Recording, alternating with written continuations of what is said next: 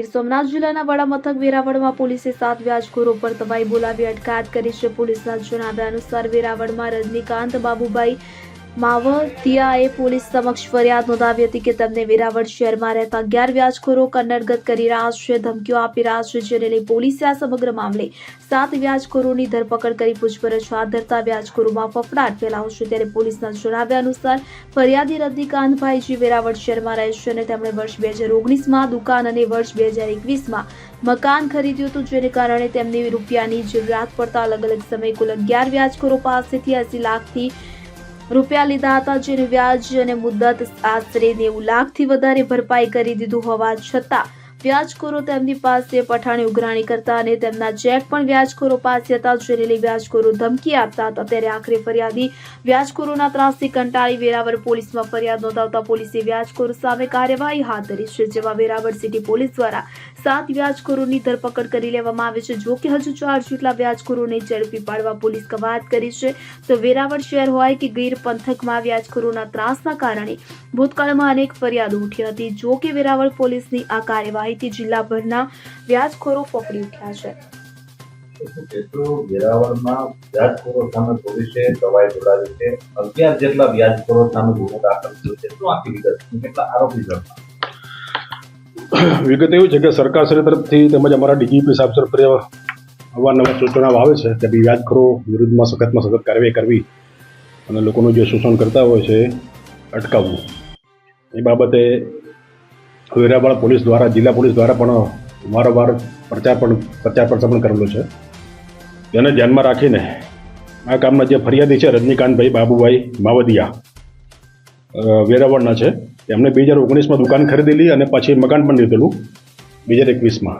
એ મકાનની લોનના હપ્તા ભરવા માટે પણ તેમને પૈસાની જરૂર પડતા તેમને કુલ 11 જેટલા જે વેરાવળ ગામના જે રહીશો છે એમની પાસેથી કુલ 83 લાખ રૂપિયા વ્યાજે લીધેલા.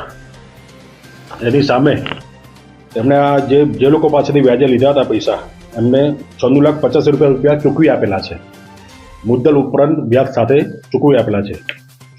અને તેમ છતાં પણ આ લોકો તેની જોડે પાસેથી મુદ્દલની અને વ્યાજની ઉઘરાણી કરતા હતા.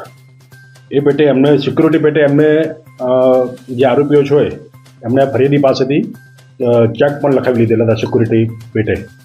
તો સિક્યુરિટીના જે ચેક છે એ પણ કોર્ટમાં દાખલ કરીને ઇનોગ્રેશનલ ઇન્સ્ટ્રુમેન્ટ એક્ટ મુજબ ગુનો દાખલ કરી કોર્ટમાં ફરિયાદ કરી ની ધમકીઓ આપીને પણ વારંવાર ઉઘરાણી કરતા હતા. જેથી કંટાળીને આ કામના ફરિયાદીએ વેરાવળ પોલીસ સ્ટેશન આપીને પોતાની ફરિયાદ જાહેર કરતા વેરાવળ પોલીસે ગુનો દાખલ કરી કુલ 7 જેટલા જે ઇસમો છે એ લોકોની ધરપકડ કરી છે. અને CRPC BNS મુજબ જે કાર્યવાહી થતી હતી એ પ્રમાણે કાર્યવાહી કરી છે. અને 4 જેટલા આરોપી હજી પકડવાના બાકી છે. સર, આમાં જે ફરિયાદી છે તે ત્રાસી ગયો હતો, લાઠીપાસ ગયો હતો, આપઘાત કરવાનો વિચાર કરતો, પછી એને પોલીસનો સંપર્ક કર્યો, પોલીસે સહકાર આપ્યો અને પછી આખો ગુનો દાખલ થયો. તો શું આખી ફરિયાદીની વ્યવસ્થા? બસ મેં પણ જાણ્યું એ રીતે જ એમને જ્યારે કંટાળી થાકી ગયા ત્યારે એમને પછી પોલીસનો સંપર્ક કર્યો. આ વ્યાજખોરો ફરિયાદીને કેવા ત્રાસ આપતા હતા એ રીતે એટલે બસ વારંવાર ઉઘરાણી કરતા હતા. કેસો નેગોશિયેબલ ઇન્સ્ટ્રુમેન્ટ હેઠળ ગુનો દાખલ કરવાની પણ કોર્ટમાં કેસો કરવાની ધમકીઓ આપતા હતા. અવારનવાર ઘરે જઈને ધમકીઓ આપતા હતા. સર, આ તો એક કિસ્સો છે કે જે સામે આવ્યો છે. આવા ઘણા લોકો છે અને ઘણા વ્યાજખોરો આવી રીતે ખાનાપણે ચડાવે છે અને લોકો પીસાય છે. ત્યારે લોકોને શું અપીલ કરતો આવા જજકવાદની સાથે? એટલે કોઈ પણ જાતનો ડર રાખ્યા વગર તાત્કાલિક પોલીસનો સંપર્ક કરવો, જેથી પોલીસ આવે કડક કાર્યવાહી તેમના વિરુદ્ધમાં કરી શકે. કોઈ પણ સંકોચ વગર અને ડર પર રાખ્યા વગર તાત્કાલિક પોલીસનો સંપર્ક કરવાની જરૂર છે. આવા જેમનું પણ શોષણ થતું હોય તેવા વ્યક્તિ હોય. આરોપી છે કોણ કોણ છે અને ક્યાંના છે? આરોપી બધા વેરાવળના જ છે. એમાં જે 7 આરોપી છે જેમની ધરપકડ કરવામાં આવેલી હતી એ છે ધનસુખભાઈ સુયાણી છે, એ ખારવાડના છે વેરાવળ. પછી કાલિદાસ હીરાભાઈ ખારવાવાડના રહેવાસી છે.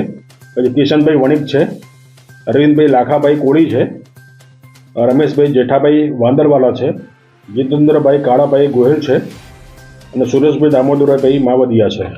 અને જે આરોપી પકડવાના બાકી છે આમાં જીતેન્દ્રભાઈ કાળાભાઈ ગોહિલ છે, ખારવાવાડ રહેવાસી, ઈશ્વરભાઈ પીઠળ છે, ખારવાવાડ, સુરેશભાઈ દામોદરભાઈ માવદિયા અને ચંદ્રકાંતભાઈ તુલસીદાસભાઈ સુયાણી, ખારવા.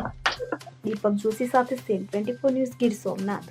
હવે જુઓ દેશ દુનિયાની તમામ ખબરો તમારી આંગળીના ટેરવે. ઉઠાવો મોબાઈલ અને ગૂગલ પ્લે સ્ટોર પરથી ડાઉનલોડ કરો અમારી CN24 ન્યૂઝ મોબાઈલ એપ.